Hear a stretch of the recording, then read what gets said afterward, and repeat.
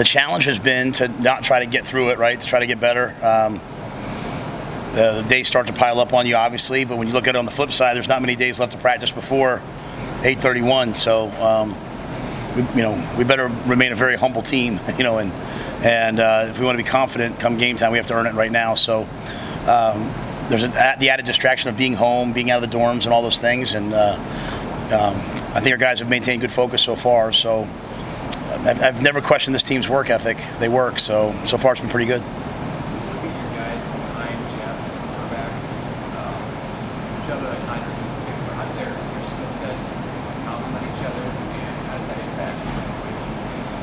Yeah, we can win. We can play and win with Chuba or Heinrich. We get a lot of reps here, and those guys are playing really good football.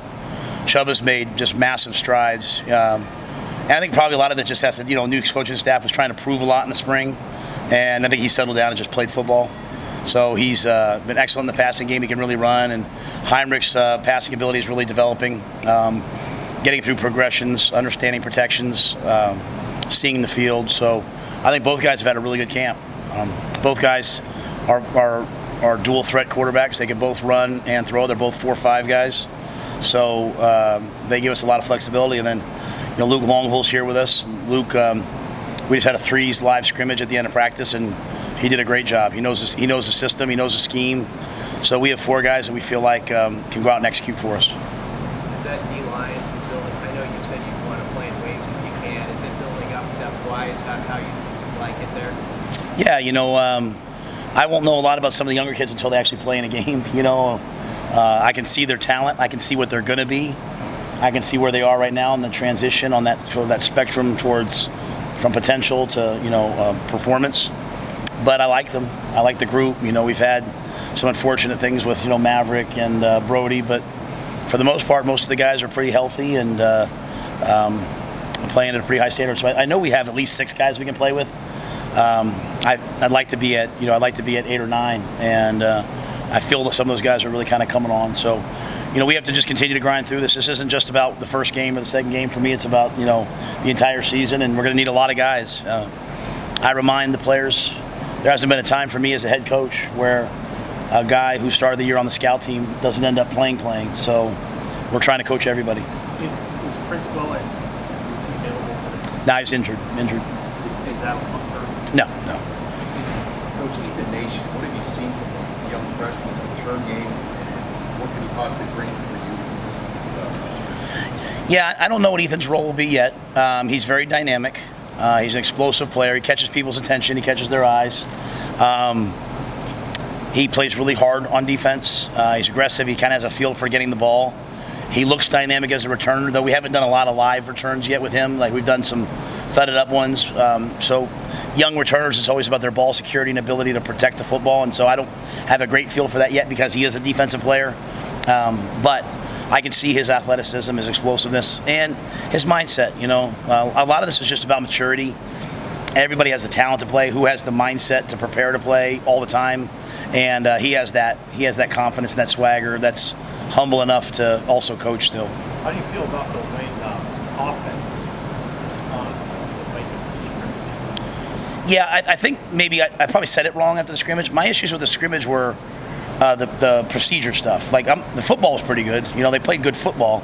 The pass protecting was the best it's ever been. It's just, we ran into a phase of, like, we spent so much time getting reps and less time sort of, you guys have been, well, I guess it really been there. We spent a lot more times with multiple fields going. We haven't spent probably enough time yet coming off the sideline, subbing off the sideline, all those different things. So that was sort of a little bit of a wake-up call, but that was all procedural stuff.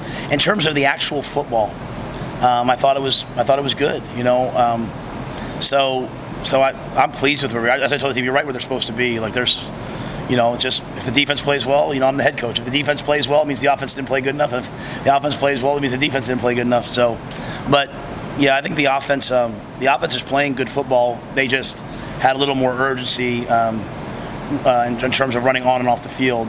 So, sometimes players will say things. I heard Jeff yesterday kind of, hey, we're a little sluggish. So it's really just more about running on and off the field and getting in the huddle and getting out of it. So I think the football was fine. I know you're passionate about red zone offense. That's something that you care about. How have you guys done so far in camp? We've had some good moments, some bad moments. Our defense is pretty difficult in the red zone with what they allow you to do, with the way that they play. And I've been pleased with the way we've run the ball through the red zone. Our creativity has been pretty good. I think we're right where we need to be. I mean, I'm always looking for big receivers, and I think down in that area. So I think guys like Malachi, Marcus. We're still waiting for Marcus Washington to come back. He's close. I expect him any day now. But those are the kind of guys I think can help you down there. Fedoni can help you down there. Some of those guys. So we want to score touchdowns, not field goals. So that's our whole mindset. And I like the way we're proceeding. The quarterbacks get a lot of work down there, and they're doing a good job managing that situation down there because it's completely different for a quarterback. In that line between throw touchdowns but don't turn it over, how aggressive have you tended to be before you got here? Yeah, I just think it comes down to the quarterback play, right? For me, we divide the red zone up into sort of a high red zone area where if you take a sack, you're out of field goal range. So quarterback has to be really cognizant down there about kind of having a sniper's mentality of touchdown, check down, not scrambling around and taking sacks. And then as we get down through the low red, understanding where to throw the football. We want to throw the ball the front pylon low, back line high, and there the quarterback can scramble around because a sack won't knock him out of field goal range. So, sort of all the nuances that we teach, maybe are a little bit new to some of the quarterbacks in terms of hearing them, but we get enough reps down there that they're doing a good job. And I'm always going to try to run the ball in first. There's nothing more demoralizing on defense than having someone run a touchdown in. It's one thing to get tricked. I played for Coach Paterno. If someone ran a trick play against us and scored a touchdown in the game, he'd expect us to laugh. Like, hey, they know they're not good enough to beat us. So we don't worry about things like that. But when someone runs the ball in, or when we run the ball in, it's demoralizing. So we'll start there, but we're going to turn Jeff loose. We trust him. We're going to let him go play. Sorry, yes. Ben Scott, just dissecting sort of all the schemes and stuff he's seeing from Troy White. How does he help us like the command center that? Yeah, Ben sees a lot. Ben's very smart, instinctive as well.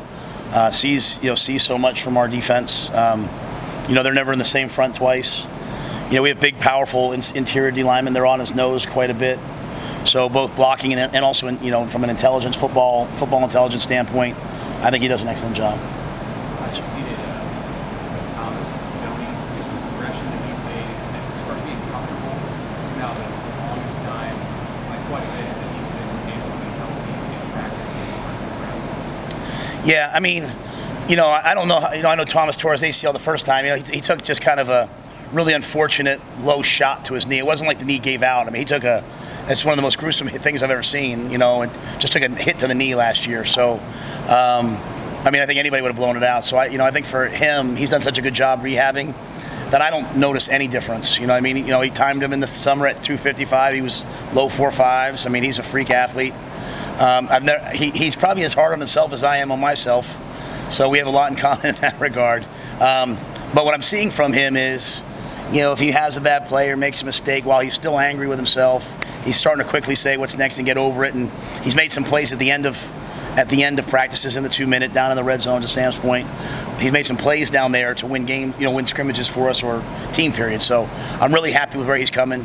He's in there every day with the coaches working to get better. He wants to be here, and I think he will be. Coach, how long have you guys been using the new turf space? How beneficial is that now to have that available with new grass?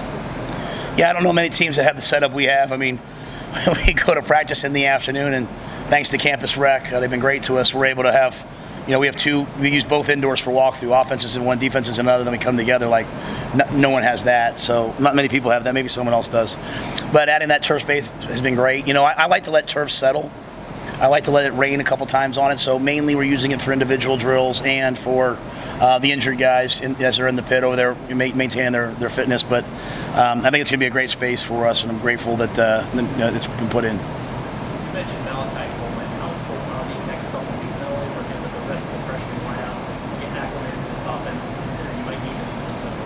Yeah, I'm giving them all an opportunity to play. I don't know that we need any of the freshmen to play at wideout. We'd love to have them play if they're ready, but the older guys know how to play. That first game, the team we're playing, that's gonna be a grown man game. They play real football. If I told our older guys, you guys want to win, you better see a bunch of veteran players out there on special teams. You can't subcontract out winning to young players. Now, some young players will be ready, some won't. What you're hoping is that we're just going to give our guys chances to get reps and play. And if they're ready, they're ready. If they're not, they're not. Because otherwise, the freshmen, they'll start to put a ton of pressure on themselves, and they'll start, they can't sleep at night because they're so worried about making a mistake. And this is a game of mistakes, you know what I mean? So the older guys have figured that out. So if Malachi's ready, great. If not, he's going to be a great player here. He's an amazing young man with what the things he's done and overcome in his life. If he's ready, great. If Jalen Lloyd's ready, great. If Jeremiah or Jaden's ready, great. But the older guys are the ones who will lead us through. And I think one or two of those guys will step up. I really do, and be ready. And maybe it's Game 6. Maybe it's Game 7. The new rule now you can play 4 games plus the postseason. So hopefully these guys get to play five or so games and go from there. What's that? With Teddy out, how's that left tackle picture for the team? Yeah, it's been Turner. I mean, Turner's the only left tackle I've known since I've been here, right? So I think Turner's playing well. Gunner's done a nice job with the second team. I think Teddy, told me today he's hoping that he'll be back here soon. So he's taking the next phase on in his rehab.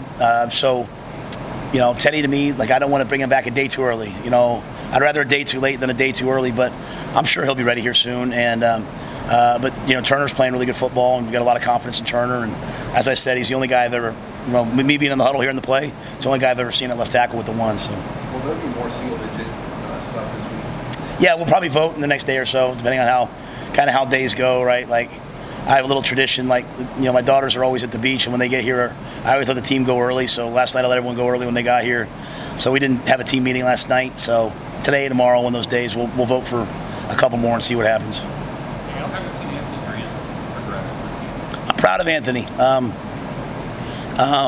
Anthony, we all know he can run the football at a high level. There's also a lot more to playing running back than that, and I see him developing in those areas. He's been very dependable in terms of being where he's supposed to be, taking care of his body, handling all his business. He did an internship this summer, and the place where he did the internship, he's working with kids. They said he's one of the best interns they've had in a long time. So he's a kind-hearted, wonderful young man. And he's run with the twos a lot, and he's just battled and made plays. And so now he's running with the ones a lot. So, our running back situation, I couldn't be happier with Gabe, Ramir, Anthony.